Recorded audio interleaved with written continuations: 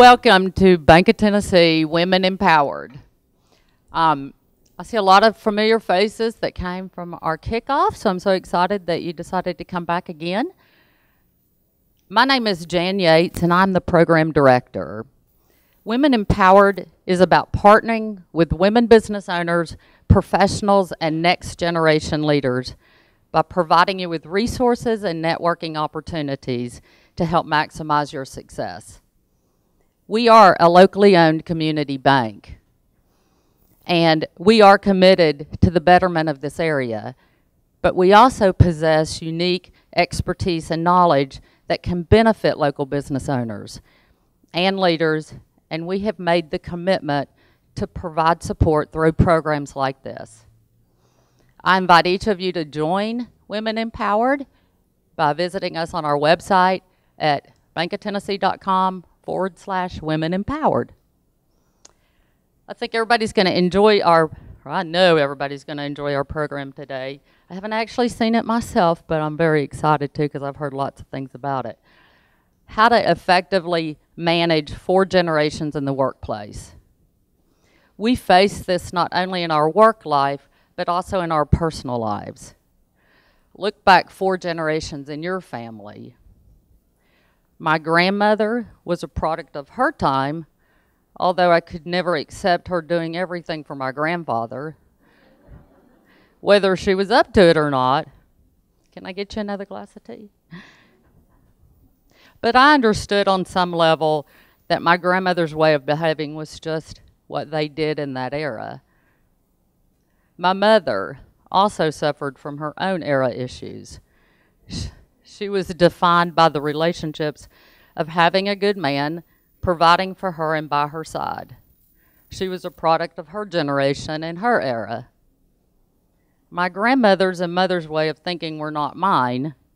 I saw myself as sort of a person that wanted more. I wanted the career. Boy, was I crazy. And I've tried to raise 2 daughters to believe in who they are and their own strength. The trouble is, so many things in our modern lives can cloud our thoughts and change our life paths. In fact, just like my mother and grandmother had their particular issues, my daughter's generations have theirs. I suppose I have them too, my own issues, that is. It's just when they're yours, they're harder to identify, let alone discuss. It's important that if we're going to inspire change, that we take the time to listen and communicate with others and discuss our similarities and our differences. Today, our program is about just that, how to effectively manage 4 generations in the workplace with Patricia Hatley. I want to tell you a little bit about Pat. Pat has over 30 years experience leading teams in corporate and nonprofit environments. She has a passion for helping people succeed and respect for people as individuals. She believes that success begins by empowering others, and by doing so, organizations can improve their performance. In 2009-2010, while completing a graduate program in strategic leadership, a study of transformational leadership in a shifting world, Pat completed a graduate project on a study of generational preferences and values in a Fortune 500 environment across all industries and nonprofit and community organizations. She explored workplace and motivational factors that impact team performance and employee retention. In 2012, she published her book, 4 Generations at Work, Leading from Conflict to Collaboration, in which she shares generational preferences and values, resulting workplace implications, and recommendations on how to effectively lead the ever-increasing heterogeneous workplace, attract and retain top talent, better understand oneself and others, and to create high-performing cultures and teams in any organization. Her research spans 4 years and continues today. Pat founded Patricia Hatley Incorporated in 2013. Through this initiative, Pat provides resources to empower people to empower others. A speaker, coach, and knowledge worker age leadership specialist, she provides consultation and resources on new age culture and leadership development. Pat is a market manager for Global Fortune 500 company leader CenturyLink, a cross-functional team leader, leadership author, publisher, media relations specialist, a creative writer, and poet. A former journalist, lobbyist, and public affairs leader, she has served in a host of leadership roles spanning her career. She also has a Bachelor of Science in Business Administration, studied communications, and has been coached by numerous journalists, authors, and educators, as well as completing many leadership programs. Pat is currently publishing her second leadership book, Three Things All People Want, which is expected to be on the market soon. It's a privilege for me to introduce Patricia Hatley. I think I'm wired. Thank you, Jan. So you'll have to show me how to. Okay, and I'm going to be your clicker. So you just wander and I'll click. I'll wander and Jan's going to click. Thank you so much for allowing me to speak to you this evening. Can you hear me? I sound like I'm booming. I'm good. Okay, thank you for allowing me to be here this evening. This is a fascinating topic.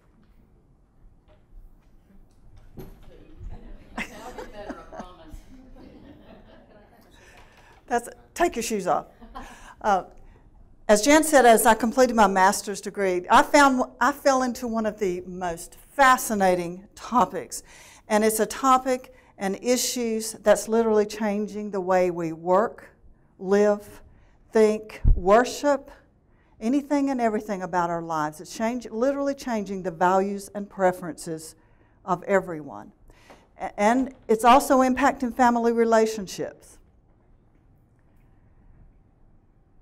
And some of those issues, we'll just dive right in and talk about some of these issues. We have 4 generations in the workplace for the first time in history, and some people say, well, what makes the difference? We have groups of people in the workplace. Everything is different and evolving very quickly. Digital impact is changing everything. And I had some fascinating conversations today with my coworkers about how technology has evolved over the years, and I'm sure you'll have your own stories to share a little bit later as well. There are 4 generations in the workplace who, due to the era in which they grew up, have divergent values and preferences. And we'll talk about what some of those values and preferences are for each generation. And if these divergent values and preferences are not recognized and integrated into the workplace performance can result. Families break down. Churches aren't able to attract and retain the young people or know how to message and worship to young people. Communities are struggling to attract and retain young people within the communities. It's impacting everything. But one thing I found absolutely astounding as I conducted my research, there was so much information out there about Gen Ys. Just an abundance of information about Gen Ys, and I'm sure you may have seen some yourself, including books just on Gen Ys preferences and values. But I was amazed there was and actually a little bit more than a bit befuddled, there was little information about how to integrate all the generations into the workplace, because it's not just about Gen Ys, it's about everyone understanding each other's values and preferences and recognizing and valuing people as individuals.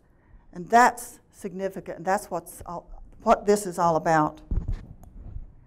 Let's take a look at the 4 generations. Back up one, sorry. That's okay.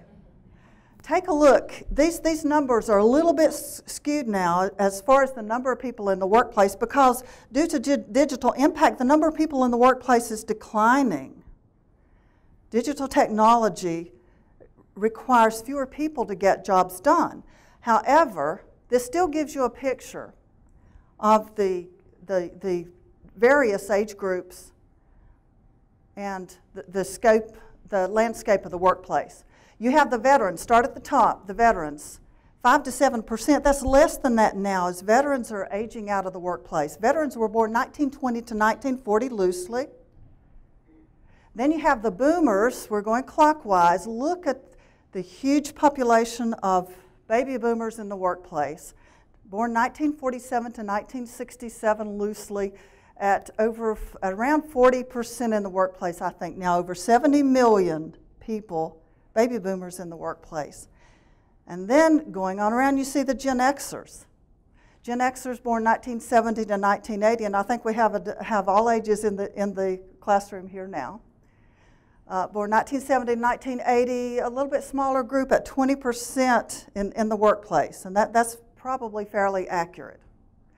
Then take a look at the Gen Ys. Huge population, over 70 million Gen Ys in the workplace. And now let's go forward and talk about what's happening. Go forward one more. Oh, we're going backwards. Now that's what I would do. I would go backwards. That's okay. One more. You want me to do it? And I can stand here and go.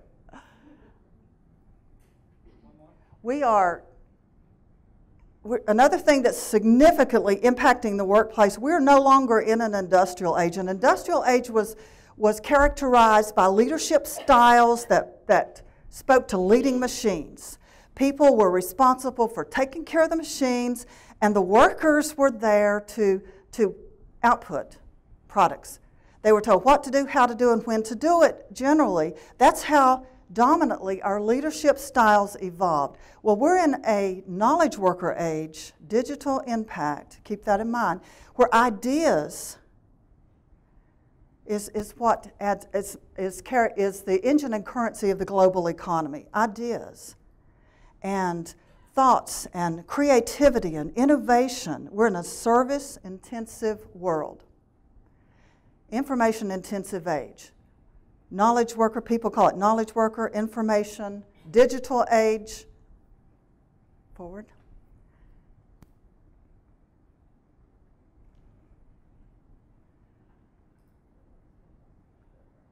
That's okay. And in a knowledge worker age, it's no longer, the machines are no longer your most valuable asset. People are. And your success in communities, in committees, and any organization, but especially in the organizational world, your success depends on your ability to inspire your people to the highest level of performance, engaging. You want your people to love the workplace. You want to be able to inspire your people, not tell them what to do. You want your people to be able to think for themselves and make decisions, generate ideas, and solve problems, innovate and create. Can you do that by telling people what to do and how to do it and when to do it? People are no longer automatons in the workplace like they were in the industrial age, because in the industrial age, they literally were automatons. They weren't allowed to think. Well, you're in a different world now, a different age, where you want people to think. You want people to own the job. And Kevin and Jackie Freeberg, leadership gurus, and even in 2004, said to pay attention to people's needs, because at the end of the day, your most valuable assets leave, and it's your job to make sure they return. They want to return the next day. They want to return the next day. Product costs used to be 80% on materials and 20% on knowledge on your people. 20% on your people and what they think and how they think, and them owning the process. Well, today it's different. Now, it's 70% on knowledge, 30% on product development. It's creating and innovating. A knowledge age culture of empowered people, it is thought, can outperform an industrial age culture 50 times. This is a common belief and has been a belief for years. And why? And we've discussed it. People are thinking for themselves. They're not waiting to be told what to do and how to do it and when to do it. They're thinking and generating and leading themselves. And this is the culture that also aspires to the younger generations. And we'll talk about why. Another significant problem is if your people are your most valuable asset, it's extremely important to have top talent in the workplace. You want the best of the best, and you want people who are energized and want to do. You want people who are excited and talented. And the younger generations are not loyal to organizations, associations, civic orientations. There's a tendency to not trust, and we'll talk a little bit about how that evolved. Like the boomers, the veterans, we were very loyal to organizations, civic groups, associations. We also have another significant issue. We have declining birth rates at a significant rate and fewer candidates in the job market. And people are your most valuable asset. People are going to be fighting, organizations are fighting, and communities fighting to maintain the best of the best in their marketplace. For the first time in history, the number of people on the planet aged 60 or over will surpass those under 5 years of age. That's how drastically the birth rate is declining. And another significant issue is baby boomers are exiting the workplace at some 10,000 per day, and this will continue over the next decade. And succession planning, the significant issue there, succession planning has never been more important. It's not just about the leadership team, it's all the way to the front line, because diversity, and we'll talk about that shortly, is significantly important. You're attracting and training the best of the best. You have the boomers exiting the workplace to leave behind the Xers and the Gen Ys to lead the teams, and the boomers at over 70 million in the workplace, the Gen Ys at 70 million in the workplace, and then the small group of Gen Xers. Succession planning is critical in transferring that knowledge, the corporate knowledge, and how the organization operates. Diversity has never been as important as it is today, but it's not just diversity, it's diversity and inclusiveness. Gen Ys are said to be the most diversity-oriented group of people in history. And think about it, we'll talk about it shortly, how that evolved, but they were literally interacted globally with the world almost since birth via technology. They were connected via the internet, and we'll dive into that a little bit. Remember that. And then things will start to click. Literally, the most diversity-oriented group in history. And they expect, in the communities, they expect to go into the workplace and see this true diversity. They're not finding it, and they're quickly exiting. And diversity used to be defined as age, gender, ethnicity. But anymore, diversity also has to include a study of generational, an understanding of generational preferences and values, and creating true diversity in the workplace. And diversity is a defining competitive differentiator. Heard this description or definition of diversity. Diversity is when you're invited to the party. You're there, you're hired. But inclusiveness, and that's critical to today's success. Inclusiveness is when you're invited to dance. You're given a voice in the process. You're allowed to, you're invited to help solve problems and generate ideas. Look around this room. Do we have diversity in this room? The gender's all the same, but there are as many cultures in this room as there are people. And when you think about people this way, and this is something that I became significantly aware of as I conducted my research. I am a culture of one due to how I was raised, my religious beliefs, my education, my experiences in life, my career. Everything about you makes you different from every other human being on this planet. And if you look at people in that way, you become aware everyone is different and should be valued as a unique individual with special talents, valued and appreciated for those special talents and uniqueness that you bring to the world.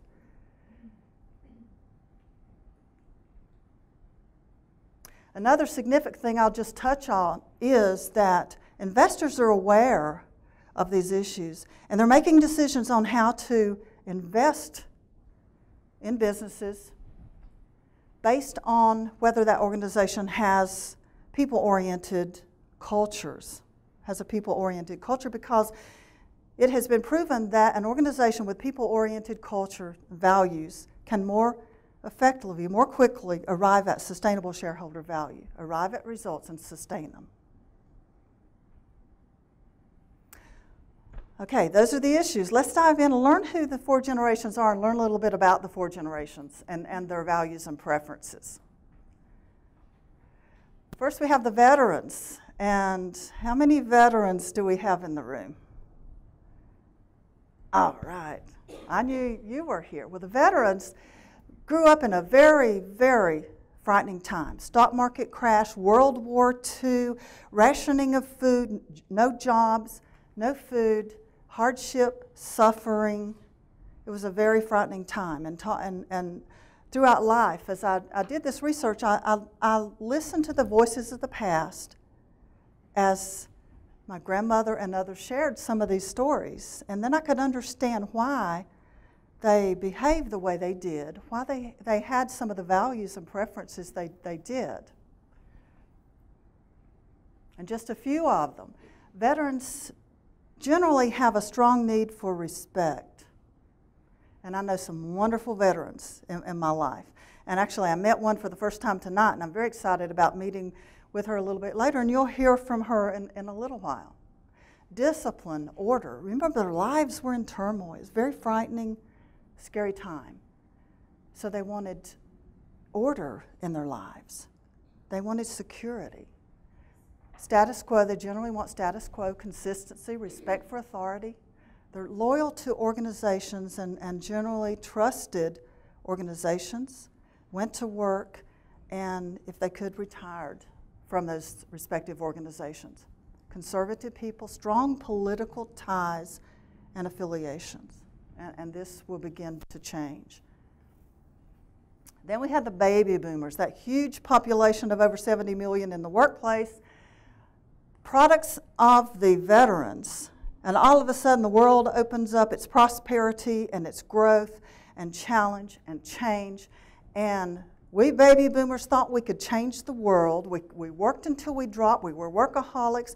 We lived to work instead of work to live, even sacrificing self and families at times.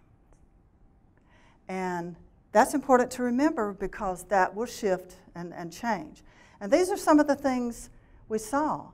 The introduction of birth control during this time, and this gave women more freedom of self-expression, civil rights movement. The workplace began to change as there was more diversity in the workplace. Vietnam War, assassination of 3 phenomenal leaders. The first lunar landing, the world is getting smaller. We went to the moon, of all things. Woodstock, but significantly, we begin to see the entrance of the digital age here. With the world grew smaller as the TV was introduced, first computer entered the workplace. And I had a conversation with a colleague today about getting the first computer popped on my desk, this big monster thing, and then think about what computers are today. You can hold them in your hands. So You transfer over the years, travel over the years from that big monster thing I taught myself how to use to this little bitty computer you hold in your hand and can do anything and everything, including shoot videos and take pictures. I am and everything else in the world. The world is beginning to change. Yeah, let's go. Generation X, product of the workaholic baby boomers. They were literally left alone at home to fend for themselves while both parents working. A divorce rate spiraled during their lives as well. Gen Xers lacked, for the most part, maternal nurturing that the predecessors, the boomers. My mother stayed at home. I didn't. I chose to work. And Jen talked about choosing to work and choosing a career. Things are changing quickly. The face of the workplace is changing very quickly at this point. Not quickly enough for a lot of us, but it was changing. Women's liberation movement. Things are quickly, and some of you may remember all of these things. Watergate, 3 Mile Island, and the introduction of MTV. The digital age this is the beginning of the digital age, literally, with the Gen Xers. You notice their birth year, the span of the people called Gen Xers, the group called Gen Xers, is only 10 years, less than 10 years. The others are 20. That's because this literally is the onset of the digital age, and then all of a sudden it opens up. Well, here's just a little bit more about Gen X. And I had 2 slides for them because they literally, their lives were in turmoil. There was tremendous change, challenged, flux.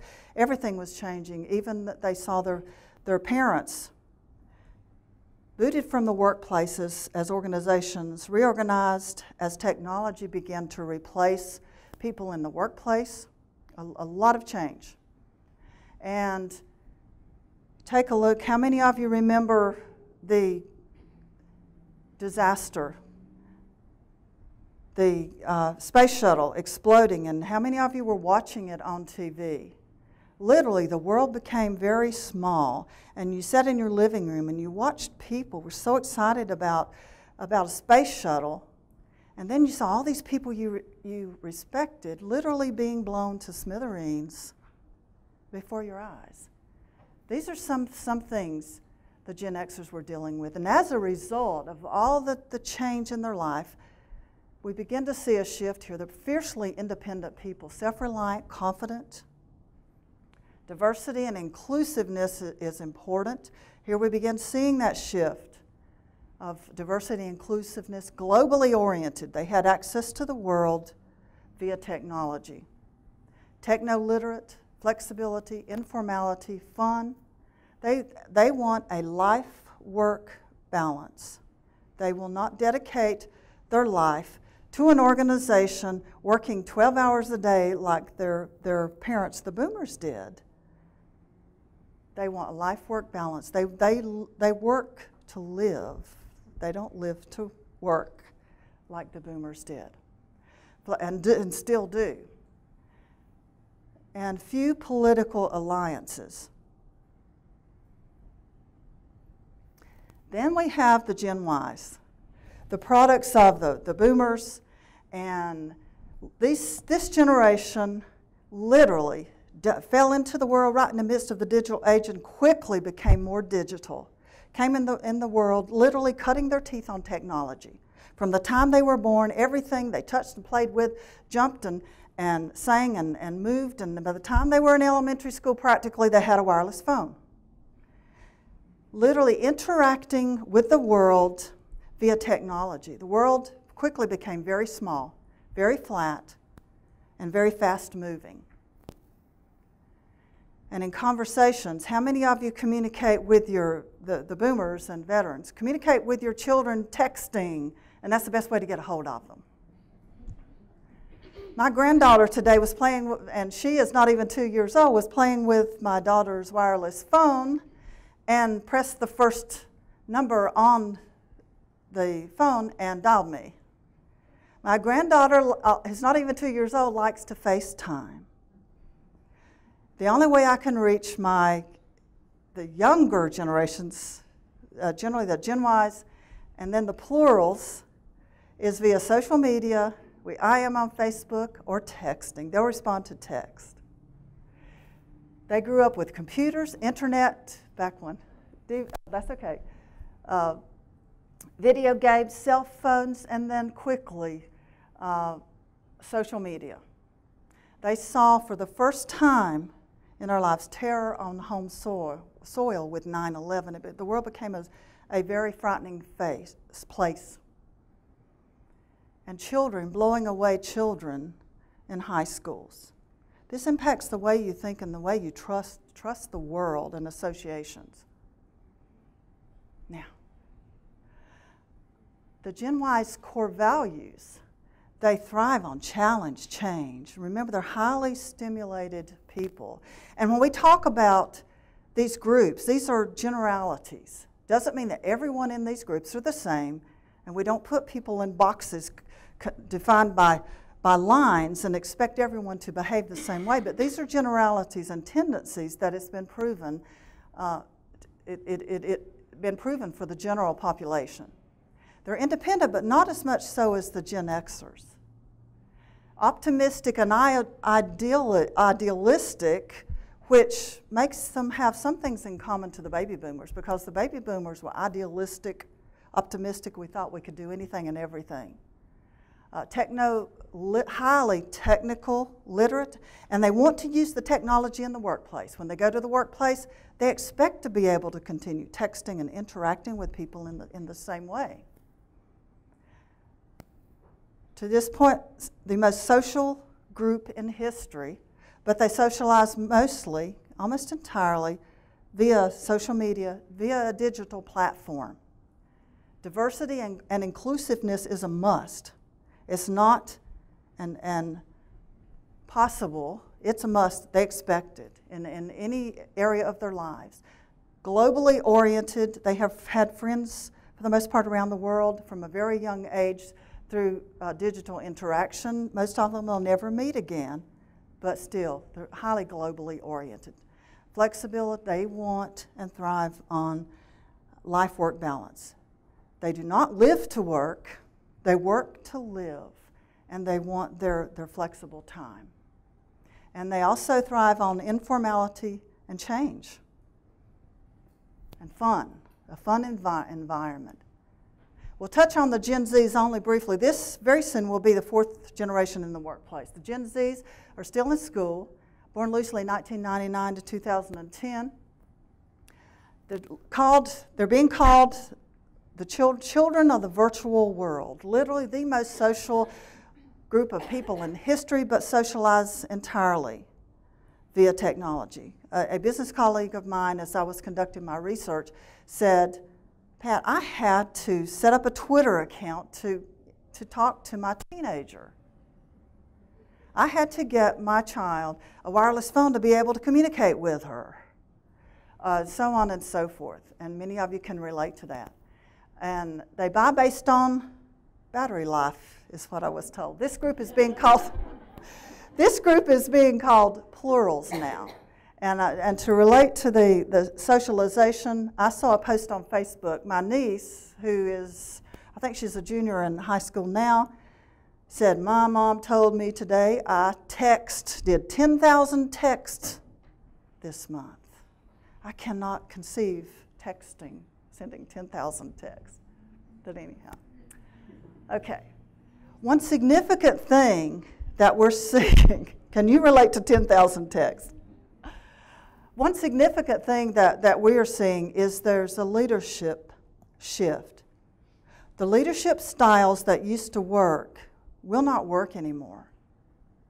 They're not effective, and the younger generations will not thrive and will not stay in an organization that has a commanding, authoritative, controlling, micromanaging type culture. They want to trust, and eventually for organizations to succeed, for all those reasons we discussed.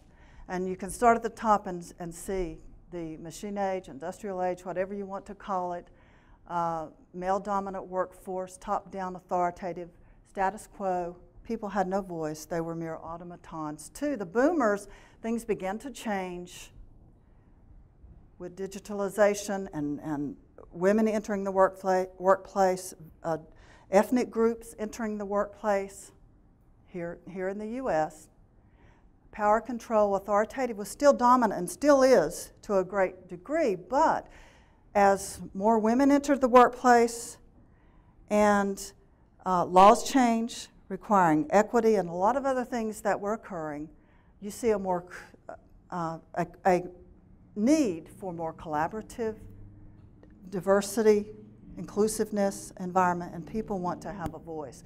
But now as you get to the Gen Xers, things start to change, but by the time you get up to Gen Ys demand a collaborative, autonomous environment with true diversity and inclusiveness, and they want to be empowered. They want a voice in the process. They want to know they're making a difference too. And I think this says just what I said. New Age leadership styles, and I think everyone in this room can relate to this, requires these skills, the soft skills, what used to be called soft skills, right brain skills, sensing, collaboration, compassion, empathy, love. Who would have thought love in the workplace? We had a conversation about that today as well. Autonomy, self-expression, transparency, and communications. People want to work in organizations they trust, and they want to work for people they trust. The only thing I'll point out here, during the course of my research, I did a survey, and look at the very top line. All generations want to work in an environment where they're trusted, where they can trust their leaders, an environment, a culture of trust. All people want that. And if you can create that, you've come a long way. And that's not just in organizations, that's everywhere. It's in places of worship, it's in family environments, it's everywhere. Well, how do you fix this? How do you lead 4 generations in the workplace when the workplace is becoming the most diverse workplace in history? Create common ground. Why are we here? Why are we here today? We're here to share and learn and fellowship. Focus on what the team has in common, not on differences. Differences is just different. Focus on purpose and what our goals are. Create understanding of divergent values, preferences, talk about it, learn from each other, and make it okay if your environment if your culture is truly a culture of diversity and inclusiveness. This will be a way of life. People talk. There's accountabilities in place to hold people accountable for the way they treat and interact with people, and that's extremely important. Create conversations so people can learn from each other, just like we're learning here. What's wrong with one group I spoke to, it was an energy company, the person said, we pull everyone together and we talk about each other, we share, we learn from each other. Before we even develop a team, we want to make sure that everyone understands that everyone adds value. Everyone brings to the discussion, to the table, to the workplace, unique experiences and ideas that helps the organization succeed. And actually, I'm going to share this, and I hope I don't embarrass Lottie. Lottie did something really fantastic, I think, in one of our meetings, when our last all-hand meetings, with all of our leaders throughout Western North Carolina and Tennessee.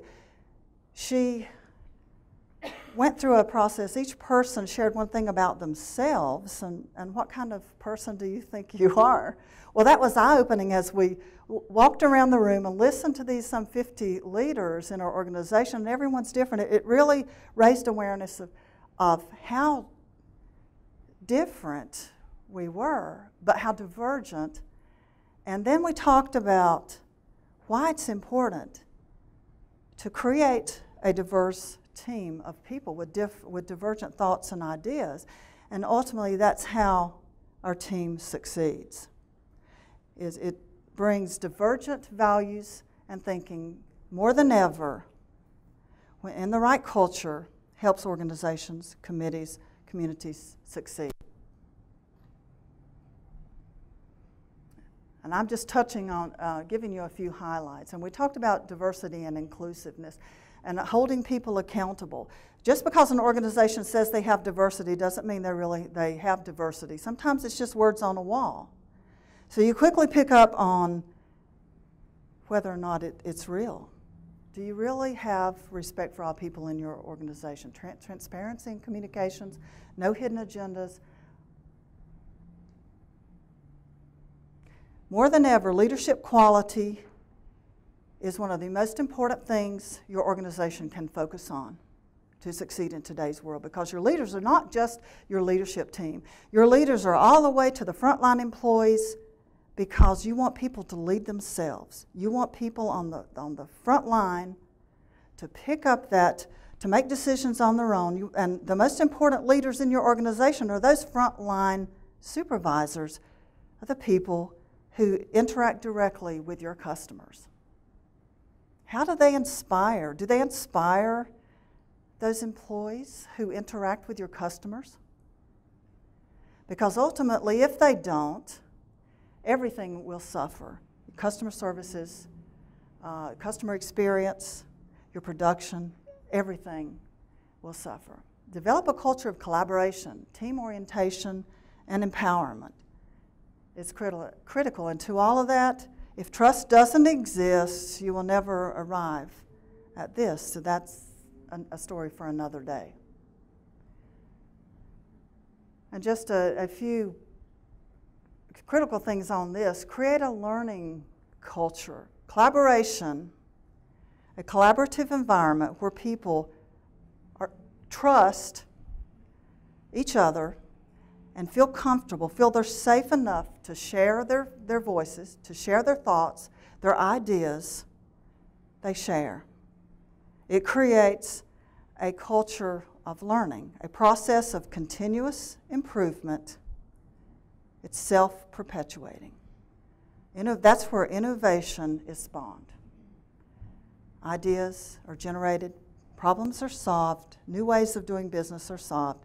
It's a continuous cycle that never shuts down in the right culture.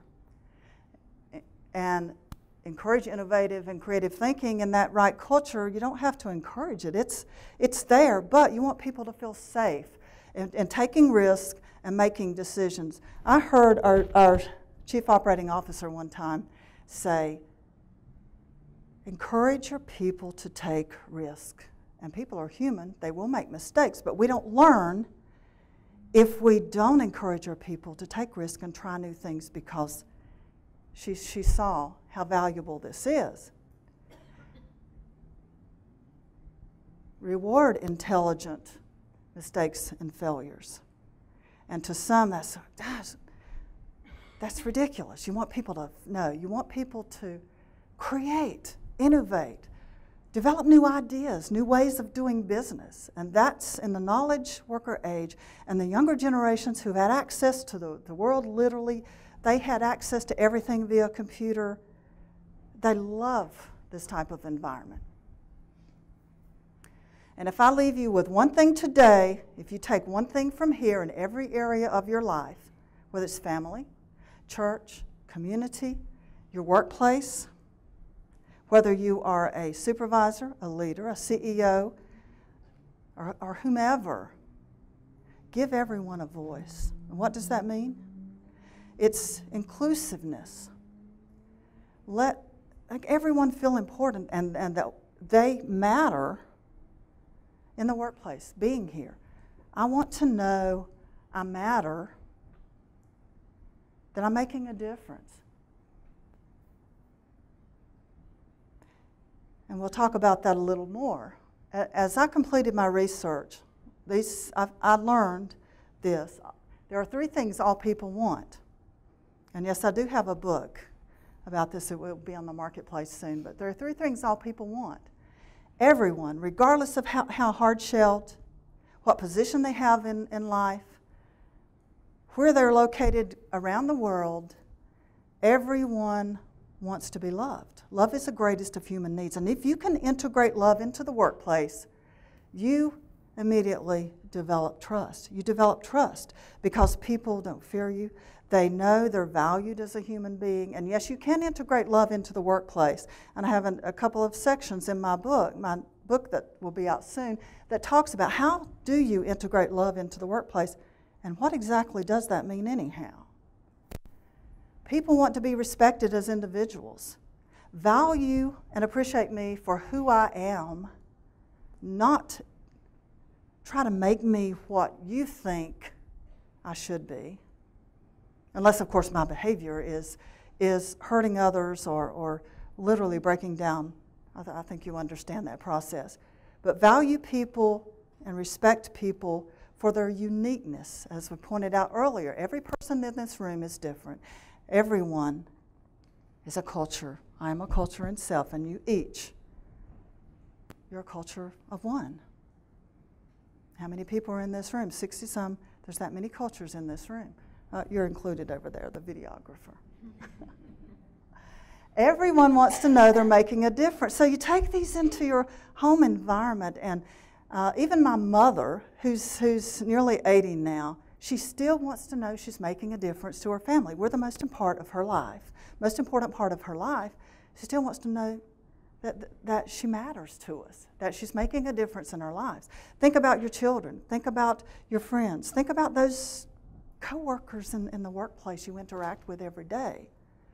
It's wrong every day that we tell people what they're doing and how it contributes to the team's success, how it contributes to the family's success.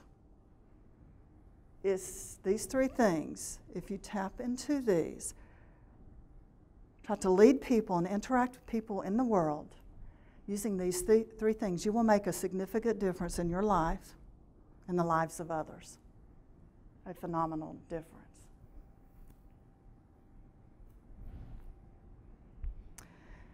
And now we are going to take a short break. Yeah, give everybody just a couple of minutes if you want to refresh your drinks. We've got a panel, and we're going to ask the panel if they will come forward, and everybody can give you 3 minutes. Take a very short break. And you're going to hear from all 4 generations, and we'll ask a few questions, and you as the audience can interact as well. So we'll have a lot of sharing here. Sorry about that. We should have just used the clicker, and then I would have just sat down there. That's okay. Thank you so much for doing that. I'll set it up there for the panel. Okay. And then if you need me, I'll walk around with the other mic. Okay. There's somebody back there. Okay. Great. Thank you. Let's go in the order of age. Veteran. Well, let's veteran on this end, and then Boomer, Gen X, and Gen Y.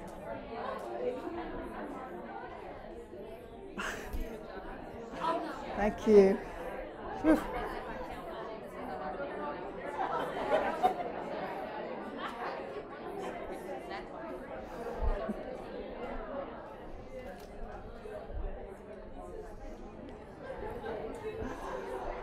Oh, thank you for driving that. I've been in situations where I've had to hop back and forth, and it's so distracting them. That's okay. It worked out. So I know it inconvenienced you up here, but very good. Thank you. You skipped the core values of the baby boomers, and I was dying to see that slide. I bet it's in your book, isn't it? It is. Because that's where my kids are. And I thought, what are their values? I'm going to get to see here. I'm going to turn this thing off.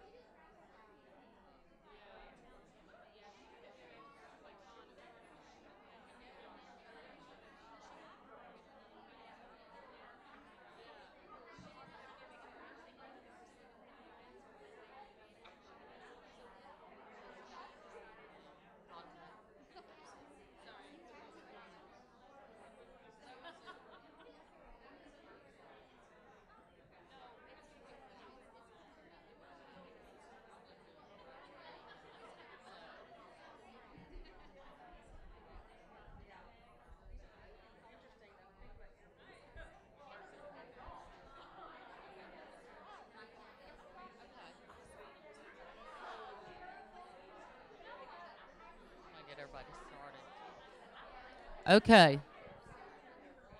Hello. Hello. All right. It's been more than 3 minutes. This thing doesn't. Hello.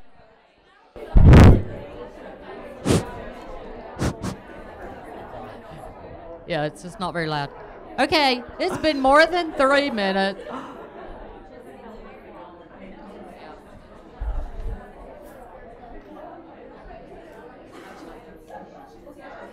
Hey, Pat, I'll just let you. You got the loudest one, so. Okay. Okay, are we ready to dive in again? This time you get to participate.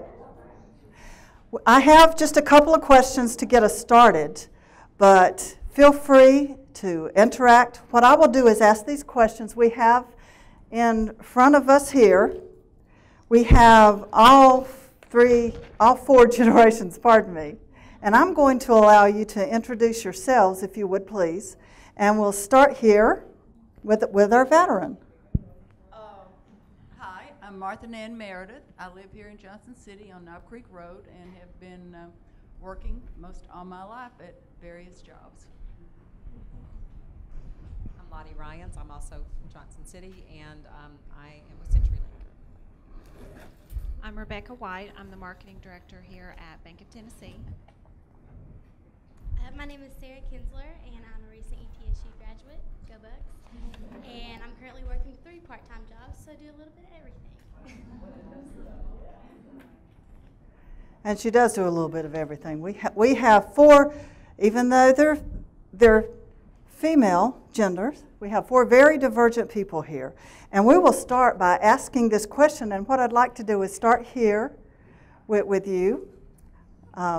And I apologize. I did not write down all the names. So we will start with the veteran.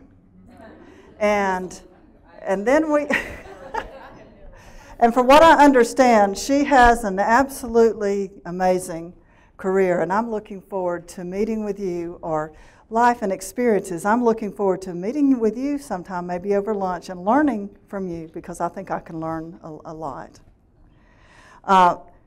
Let's start with this question. What have you done or are you doing to effectively manage all the generations with your organization or your life?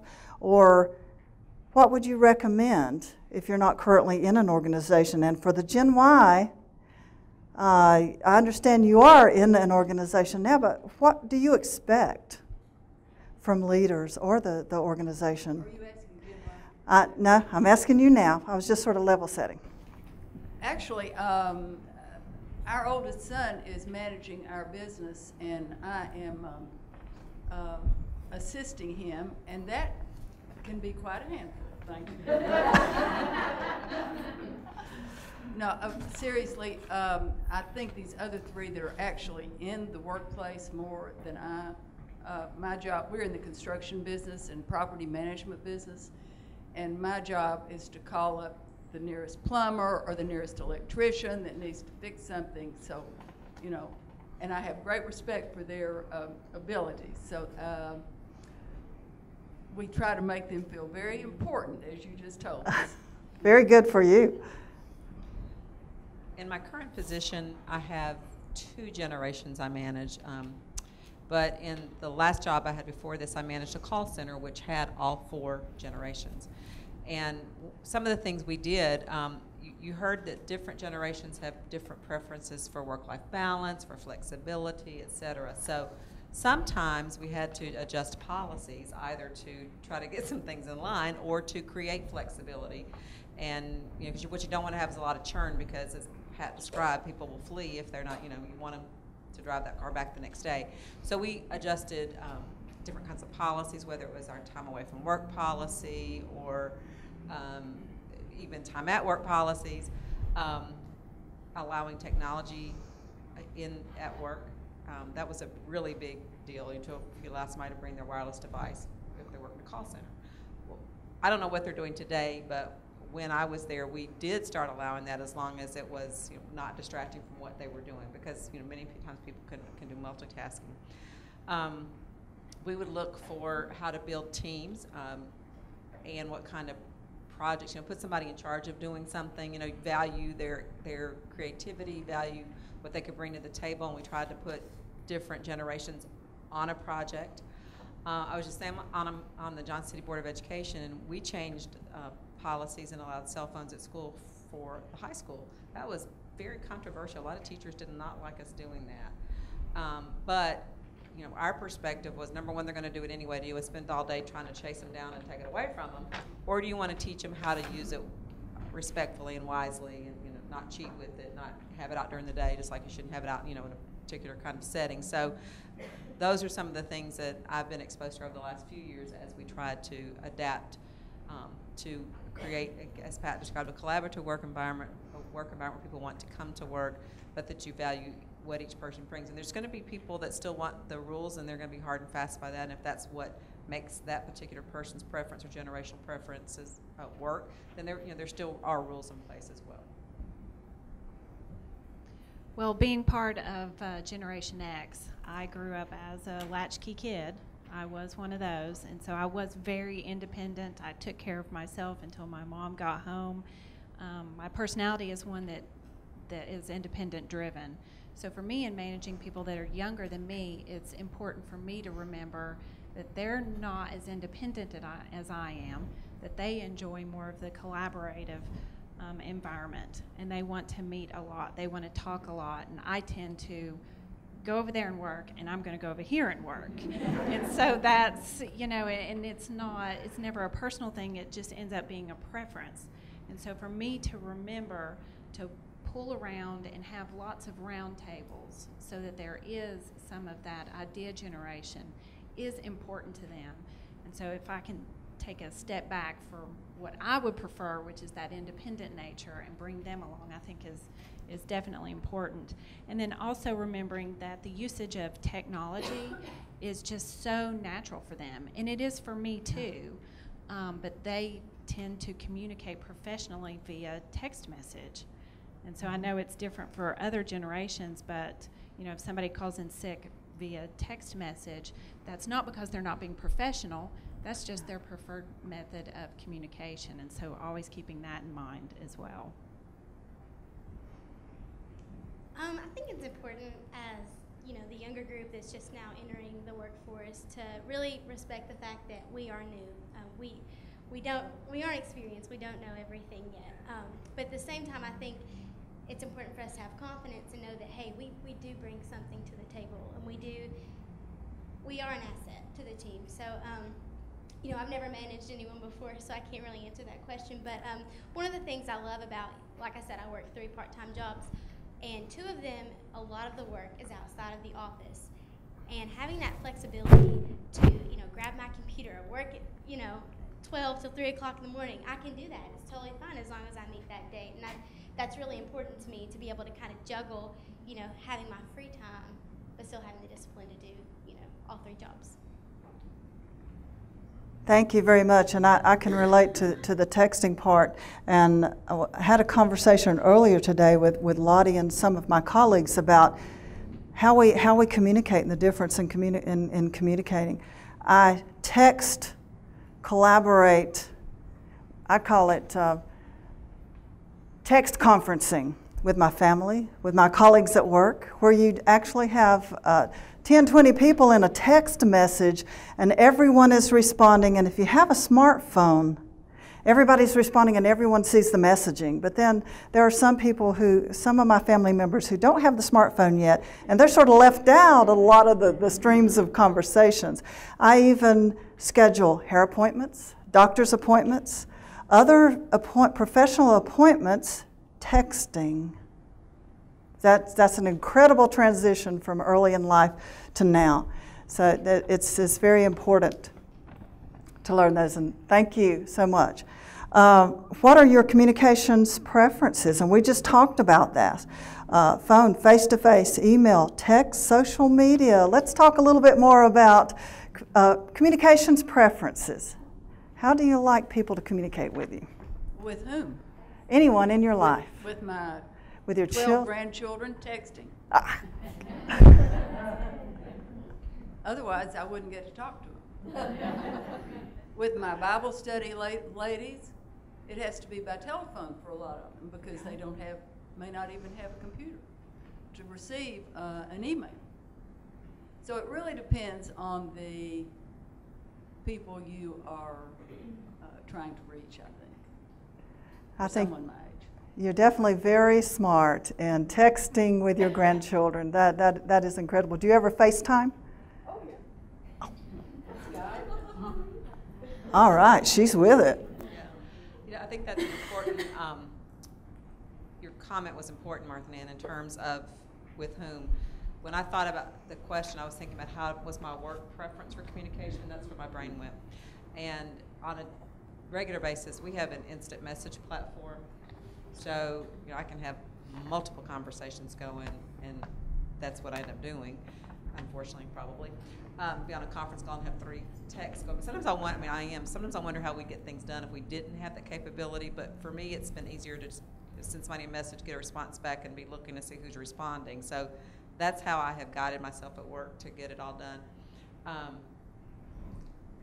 guess, and then I do text with family members, as you described, and probably don't use the phone a lot in terms of just normal communication. More of my civic and those types of communications are going to be over the phone, I think, now than other things. Well, for me, I use a lot of technology, especially in the role that I play at the bank, which is in marketing. So I prefer the usage of technology for short, quick messages, updates, give me those kinds of things in a punch list. But when it's time for us to make decisions, I want that face-to-face, but I do not want to meet for the sake of meeting. That is just a huge issue for me. I would rather receive notes of bullet points of whatever happened. I think the meeting to meet is a time waster, and I have my punch list, and I want to go down it and work it. So anytime that I can use technology to free up time for me to put on towards something else, I definitely use. But the face-to-face part is also really important for me. I'm a texter. It's quick, it's easy, it's discreet. If you're in the middle of something, you get it done. But I do believe in the power of face-to-face communication, and I think, if you're having an important conversation, I hate being on the phone. Like, I want to meet with you and talk with you. As far as social media goes, love social media too. I have a few apps, love it daily, checking it. But, I think it can be abused a lot of times. I think a lot of people use it as a platform or a soapbox and share personal details that really shouldn't be shared. So I think there's kind of a balance there, but it's fun. I like it too. Absolutely. One of your comments was around people, like even leaving an area if they don't find the things that they might enjoy. Since I've been in a leadership position, which was 2001, all of the people I worked for and around that were not my employees pretty much have been other places in the country. So most of my professional career has been spent on a conference call. And so I think understanding that style too, so I couldn't always have people face-to-face in a meeting, especially my direct reports were everywhere. One time my admin was in another state. But if you think about people wanting to use technology and saying, I like living in wherever it is, it could be a big city or a small city, I think that's real important because I have found some leaders who just want their team where they are, and they lose talent because some really good people won't move to where they are, and I think that's unfortunate. I always get frustrated, and particularly, and I'm going to say, in my industry, in my company, because of all things, we should be willing to grab onto the technology and let people live and work and do whatever time of work they need to do and place. So I think that's driven some of my preferences, just having been remote from a lot of people I worked with. Thank you. Excellent point. And one thing I'll add to what Lottie said, I spoke to a group once, and it was just open communication, and a Gen Y in the room said, what happens when, and you're in an organization, and the organization rules and policies will not allow you to use text as a communications means, instant message as a communications mean. And she turned it around and she said, I don't like working there. She said, this is very effective communications tools and gets things done so fast, but I'm not allowed to use the tools in which I used growing up and attending school and everything else to get things done. So it makes a huge, huge difference. And in communicating with grandchildren, I applaud you. Excellent. Martha Nan. Okay, let's ask this question. What type of leader would you like to work for, or would you prefer to work for, or even you would call yourself? Is it this could mean different things to different people. It could be a personal preference, like someone you trust, someone who's collaborative, someone who micromanages me and tells me what to do every day. What do you expect in a leader? And this could be anyone, and including yourself if you'd like to reflect on that. Well, I think your initial comments about all those areas wanting trust first was very well taken. You know, if you can't get there, you can't get anywhere, I don't think. So that was very, very, I think that was true over all the age groups, if I recall what you said was their number one preference. Yes. And I would agree with that. And I think giving people giving them full reign to bring their own ideas to the table, and sifting through all those is just so important. One thing, when Lottie was talking about calls, when we're negotiating on something or other, conference calls are just, to me, just a wonderful means, because you can, and I don't know why more companies don't do that with their people, as you say, and let them live where they want to live. I know one of my son-in-laws works for Eaton, which is a huge multinational company, and they let him live on the lake where he wants to live in the city they live in, and yet he's on a conference call all the time. I veered away from your question there, but no. This is all very relevant. Very relevant. But I think that's very important in this day and age. As you were growing up, can I add to this? As you were growing up, and I don't know what your entire career is, did you see trusting environments? Did you? Oh, sure, absolutely. The people that were responsible for the things on our farm, you know, which we, you know, I grew up there. We were in the hotel business, and one of my first jobs was a switchboard operator in the hotel, which was absolutely fascinating. Plugging. It really was. You could listen to all these really interesting conversations. Oh, wow.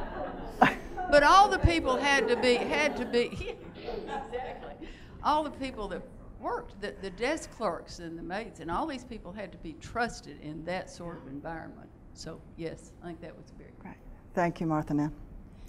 I was reflecting on that question. I thought about just the leaders I have worked for, and I don't know that I knew this about myself till recently, but this thing that has mattered most to me is to have somebody who would encourage or give you feedback.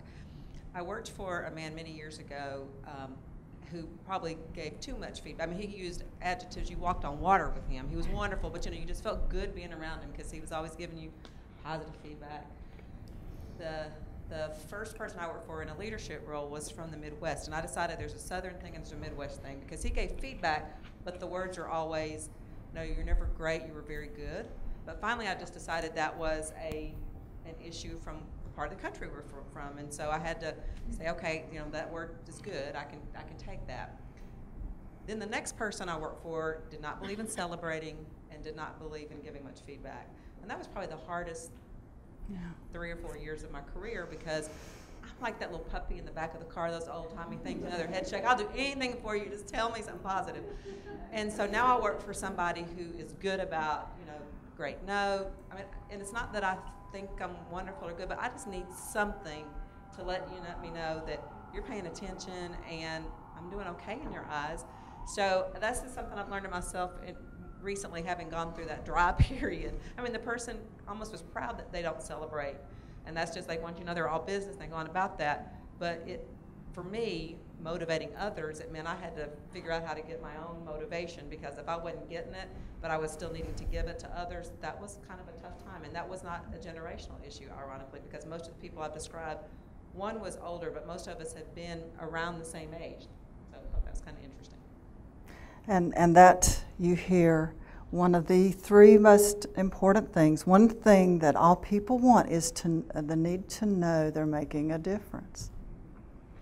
I remember growing up and hearing, whether it was on the news or here locally, of companies that were downsizing and closing, and there was that fear that you could lose your job, and then what would you do?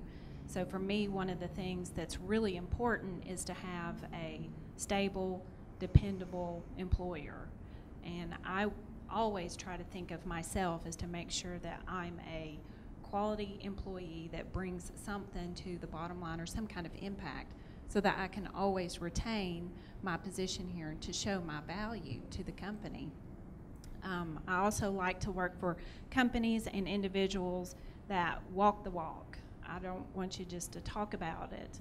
I want to see it, and I want to see you live it and breathe it, and to see all the examples of it. You know, it's kind of interesting because I think in my generation there's much more lateral movement, much more so than previous generations. And I've actually been really lucky in my career that I've only worked with 2 companies in a professional career of 16 years. And I think that's very unusual for my generation, because I see my peer group moving anywhere between 3 and 5 years consistently. And that some of the things that they talk about is the stability factor has been lost, or that they've lost the respect and the trust for their company leadership. I definitely agree with what Lottie said. I think it's so important to feel motivated, and that the work that you're doing is being noticed. Also, going back to the flexibility thing, I love being able to work for someone that throws a project at you and then says, all right, go run with it. And you know, you have this free range to kind of put your own spin on it. I think that's really important. I don't like to be micromanaged. I really have never experienced that, but I don't think I would care for that. And that speaks to the preferences and values of the younger generation, a need to be empowered, to have and to achieve, have projects and things that are their own, that they can complete, and use the tools that they grew up using, the tools they know how to use and use best.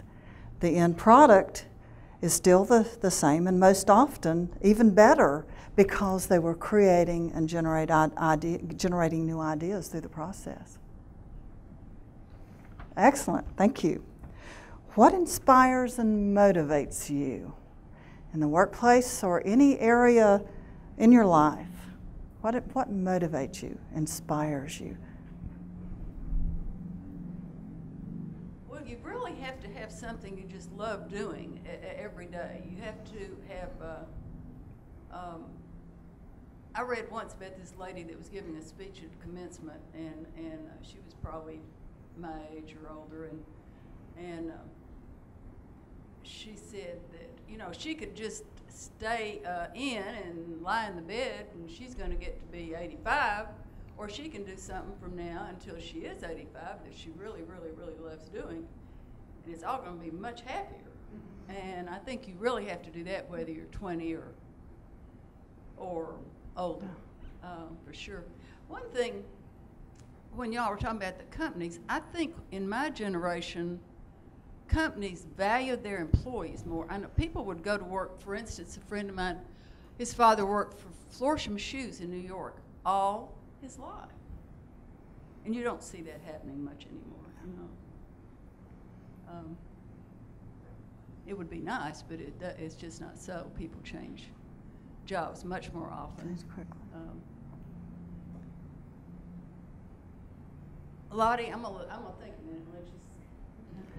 That's okay. What you said was very relevant. Yeah. I think in all facets of my life, helping others, whether that means helping a customer, helping an employee work through something, being able to start something, you know, to help a group at church or in the community, I think that probably motivates me the most. And so it may not be something direct, it may be able to open a door for somebody that, I know that somebody's got a job opening, and so I go, this person would be great. So in whatever, you know, format it might be, helping others probably motivates me as much as anything else.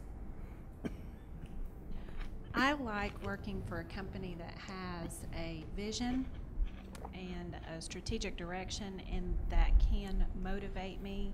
Growing up in the Reagan era, I want to work and live on that shining city on a hill. And not only do I want to work there, but I want to be able to help create that environment. And so having the ability and the freedom to be able to make change, make positive change, is really important to me. And then also the flexibility of being able to go out to my son's school and watch a program and not have to worry about punching a time card is also really important for me. I was extremely lucky. After graduation, I got scooped up by my first part-time job with Mary Ellen Miller, and she is not here tonight. She's at the beach. But she has inspired me. I've worked for her for about a year and a half, and she's exposed me to things that I never thought I would be doing, and she's encouraged me and given me honest feedback, and I have grown so much being with her, and she motivates me, and she inspires me. I look up to her. I think it's so important for, you know, young professionals to have someone that can do that for them. So she definitely motivates me. Great. What motivates me? Knowing that I'm making a difference in other people's lives, knowing that I am helping our team, our family, or whatever it is, whatever group I'm involved in, knowing that I am making a difference for them, that I'm helping them succeed. Now it's your turn. Do you have questions? Did you have something else you'd like to share, Martha Nan? I just agree with all the things they said. I do too, and what you said as well. Now it's your turn. I do think it's important, really, each day to try to do something kind for someone that day. I truly do, whether it's at work or at home or in your neighborhood, but I think that's important also. That's an excellent statement. No matter where you are in life, at work, at home, or whatever you're doing, make a difference in someone else's life. And as a leader, that's huge. As a human being, make a difference for someone else. Now it's your turn. I have a question, and I guess I would like, Pat, for you to answer, and I would also like to present this to the panel for their thoughts.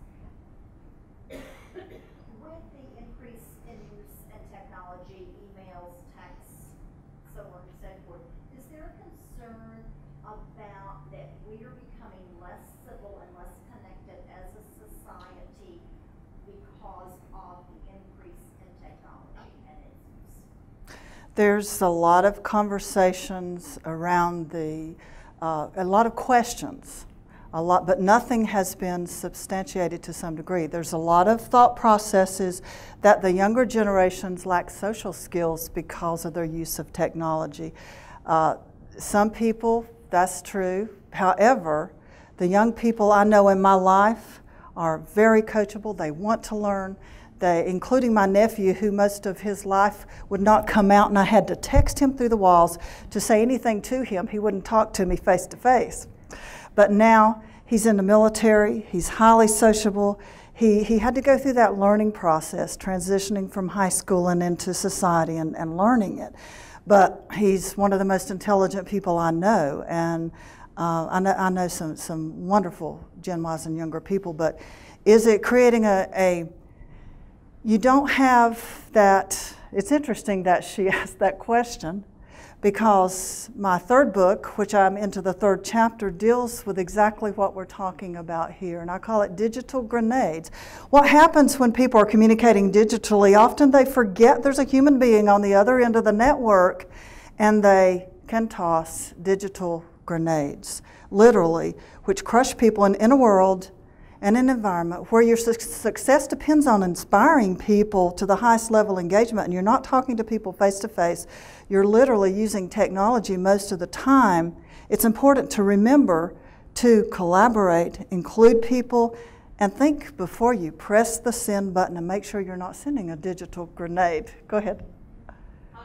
As someone who teaches what we call an on-ground class or face-to-face online, as well as, like a streaming media class, I can tell you that students communicate. If it's an on-ground class and I see them face-to-face, that relationship gets built more quickly and more easily. Yeah.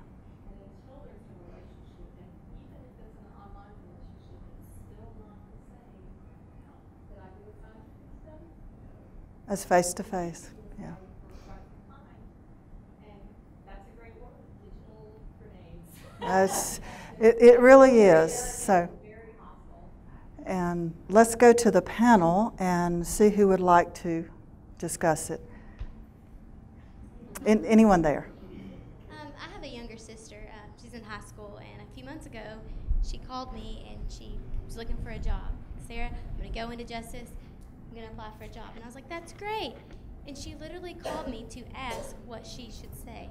And I was like, well, you go in and you ask for an application, see if they're hiring. She's like, yeah, but what do I say? And it hit me. I'm like, oh my gosh, this should not be hard for her. And just observing her and her friends, like when people are over, they're constantly on their cell phones. And it's not that they don't like to communicate with others, but it's almost like they're uncomfortable doing it. So I've definitely noticed that. And I know I don't have room to talk because I'm a texter too, but there's definitely a difference. I remember being with one of my son's classes on a field trip, and I was kind of dreading the bus experience just because the children are so loud, and I remember what it was like to be on the bus and how loud it was. And I got on the bus, and it was dead quiet because all the kids were texting each other, even though they were just on different seats. And I was surprised at how quiet it was because that's just not the environment I grew up in. And so that's a little bit different for me.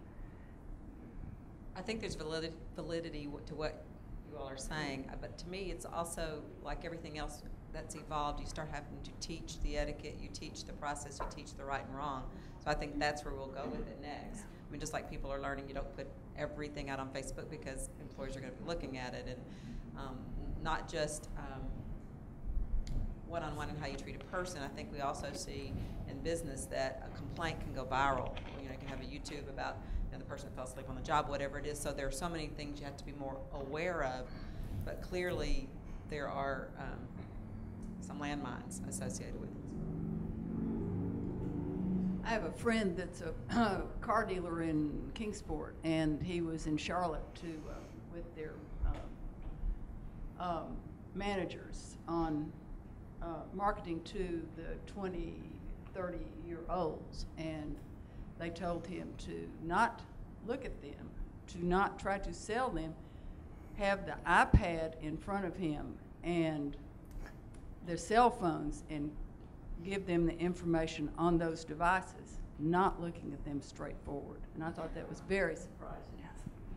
It's very, very, very smart. And even speaking to an attorney and interacting and how to effectively communicate to the younger generations, even in the courtroom, the younger generations tend to view the world in frames because of their interaction with the world via technology. But as Lottie said, these are highly coachable and very, very smart. They're called some of the smartest people in history because they've had access to the world at their fingertips and technology. So there's multiple sides of it. I think too that I'm the mother of a Gen Y, and there is a knowledge that comes with that technology of how they communicate. I know when my daughter was in high school and she had a boyfriend and they would argue over text, and she would say, he just texted me back and he just said, yeah. And I said, it says yeah. How do you know this? But someone told me, said it probably was in that tone, that she was interpreting it correctly. So for me, I thought that was just stunning. It's a digital grenade. Sorry. That's okay. And we've all seen the pie diagrams, if 75% or more of our communication is done through expression and tone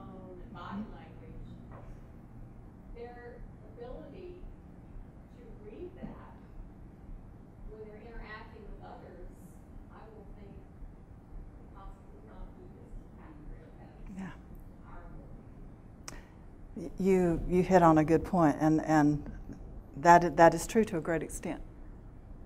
The one thing I have found frustrating with younger employees is that, you know, I've been trying to embrace the different ideas and everything, but ultimately with your clients, it doesn't matter what their preference is. And, you know, I've even tried to put, you know, put the client's preference as a note, because like I had an employee at one time that just really did not want to pick up the phone and make a phone call. And I would say, did you reach this client?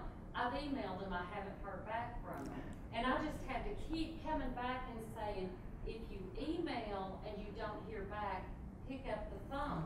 And it was so hard to get them to embrace that if somebody wasn't doing it their preference, that they had to do it a different way. And I was always taught, step in someone else's shoes. So as a boss, you have to learn what, you know, other people expect, but then also the employees, if you have clients, have to learn that they need to be respectful of what the clients may want.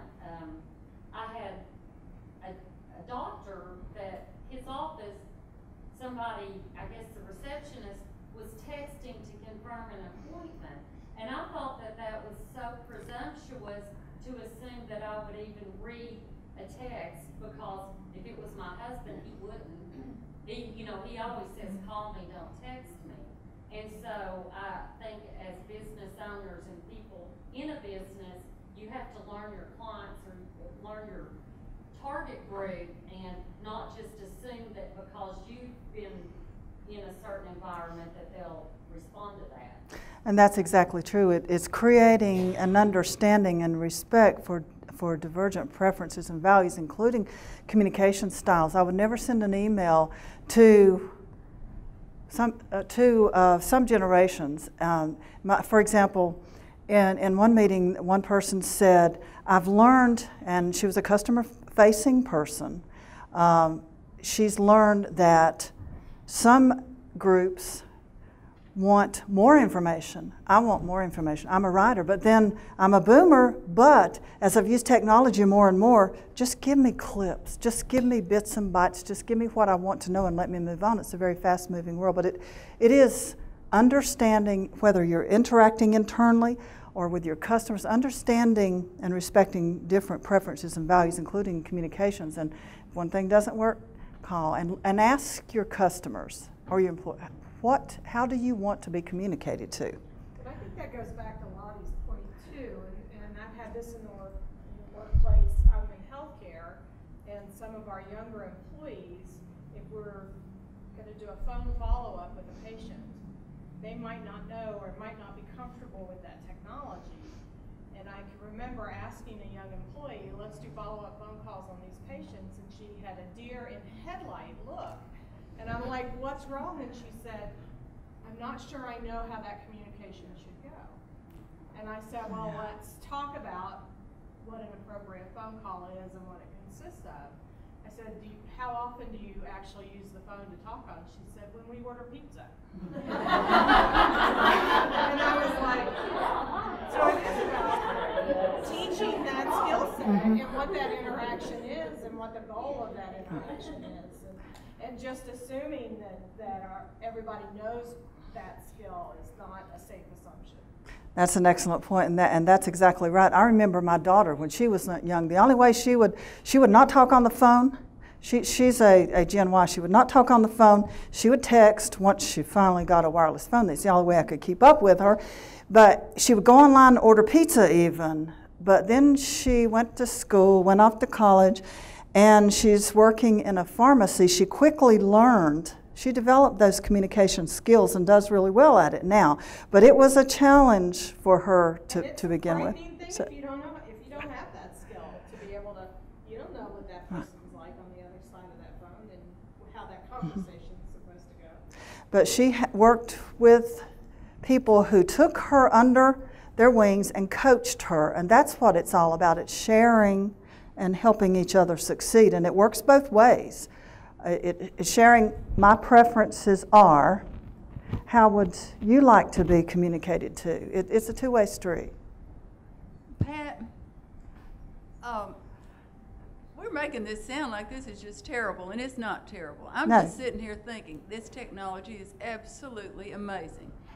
I have children in Sicily right now. I have children in the British Virgin Islands right now, and another place or two. And I see all the things that they're doing.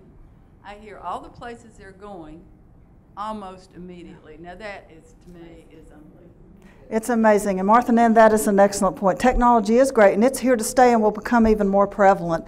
So this is more important to have conversations like this, learn it, understand it, help the other people in your life understand that as well. And that's what it's all about. And it is. It makes the world very flat and helps us stay in touch with everybody. You're a fascinating lady. Go ahead. I just want to reiterate what Martha said. My grandmother set up a Facebook page so she could communicate with all of her great-grandchildren. And she passed last summer. And my oldest son wasn't able to be here for her funeral. And he said to me recently, I still have a poke from Grandma. Because she would poke all the grandchildren with Facebook. Right? So it's just really, she bought a laptop especially for that. She was almost 90, so she could Facebook with her grandkids. Who taught her how to use it? Well, I did some, and my dad did a little bit. My dad's an early adopter. He still has beta tapes.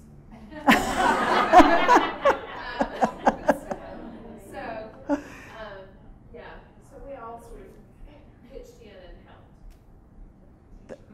That is great. Martha Nan, thank you for sharing that, because you're absolutely right. Technology is great, and it makes the world a very small place. And when I set up my Facebook page, I, for the first time, was able to keep up with relatives and former colleagues nationwide and even globally. So it is a fascinating thing.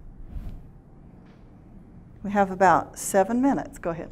I want to be an antagonist here and ask about emotional intelligence and about the ones, the younger ones that don't know how to use the phone, or they use the text and they're in the wrong and they go, oh, my bad, and not deal with the difficulties that they've caused other people. And you don't see words like I apologize, I'm sorry for this, this, and this. And I guess what's even more difficult for me to swallow is if it's in a text, because I make my children write me a letter telling me what they did wrong, and even this one. But, I'm very antiquated. She's emotionally intelligent. But, have we lost that ability to own up? Because it's so much easier just to text it and then not feel those feelings of seeing somebody's eyes and the level of disappointment that they might feel at, whatever wrong happened in their relationship. And it's not just, family relationships, it's also at work.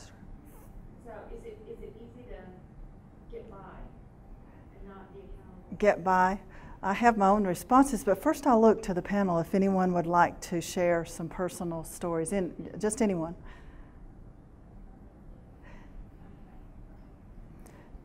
To what you said, that is a challenge. Again, we're communicating for people who've communicated most of their lives via technology, even had, and I've observed this myself, when one economic developer said, my son, I observed him at a ball game and he and his friends were standing in a circle texting each other. I see that so often. Instead of conversing face-to-face or sharing, laughing, they were communicating via their wireless phone, and that's great, but that emotional intelligence to some degree is a challenge. But then again, I'll touch on what Lottie said. It's coaching, it's sharing, and yes, it does work. And some of my materials in 3 Things and in Digital Grenades deals with some of that. How do you develop those soft skills, and not just for the younger generations, but everyone communicating digitally. This is a challenge for everyone. It isn't just the younger generations. When you're communicating mostly via technology, you don't see the people, you don't see their body language, which most often is more powerful than the spoken word. And we forget there's a human being on the other end of that line, and then we're just firing off bits and bytes and pieces and literally beating people into the ground. So it's a challenge for everyone. Good question. It is also along with emotional intelligence. You wonder sometimes, because I have had parents call me. I didn't hire them.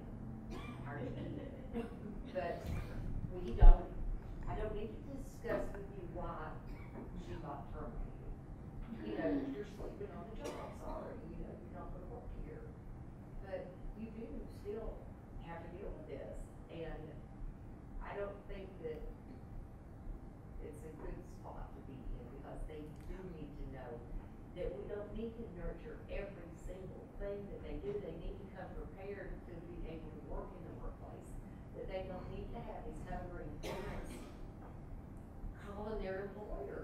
It's just insane. I would die if my mother ever called me. Ever. When I started, and I started working at 15. So I think it's very hard to try to balance the younger ones in a certain position. I think maybe. So one thing to that, what worries me so much is them revealing so much about themselves. Yes. Yeah, that is true. Do you have something you'd like to add to the conversation? I'm going to back up to Gen Ys for a minute and technology. I'm on the ends of X, beginning of Y, and I'm a big owner up. Like, if I make a mistake, I'm going to be the first one to tell you about it, and I'm going to be the first one to fix it. If I make a mistake at church, I'm going to tell you about it. If I make a mistake with my employees, I'm going to tell you about it. I'm going to tell them that I'm sorry. If I make a mistake at home, I'm the first one to tell my kids, I'm sorry, I screwed up. Because I think that it develops a level of trust. If I'm going to tell you that I screwed up, then you're going to tell me when you screwed up, and you're going to know that I'm not perfect, and I always have your best interest at heart. But I work with a beginning Gen Xer, and I work with a baby boomer. I have a baby boomer, as an employee, and I am a coworker of a Gen Xer, early Gen Xer, and they have a very hard time admitting when they're wrong. One will never, ever admit that she is wrong. Ever, ever, ever. So I'm more of the mindset that it's, and if I have to tell my baby boomer that she did something wrong, there's an immediate defensive. And I don't know that I assume that it's more on the lines of, because everything that we do is in computers. And that's not the start of her world. The start of my world was always in computers. So I know that that's a sensitive area for her. So when I have to correct her on something dealing with computers, she gets defensive. And I think more so because she thinks that she might be in jeopardy of a reprimand or her job, when ultimately I'm just trying to help her and fix the problem. But she's immediately defensive, and there isn't oh, I'm sorry. There is an immediate, well, I was just doing this, there's an excuse behind it. And so I think a lot of it has to do with where you come from and what your home was like.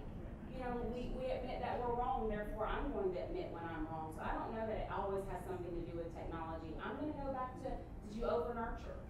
Did you overcompensate? Are you of the mindset that everybody gets a trophy? So I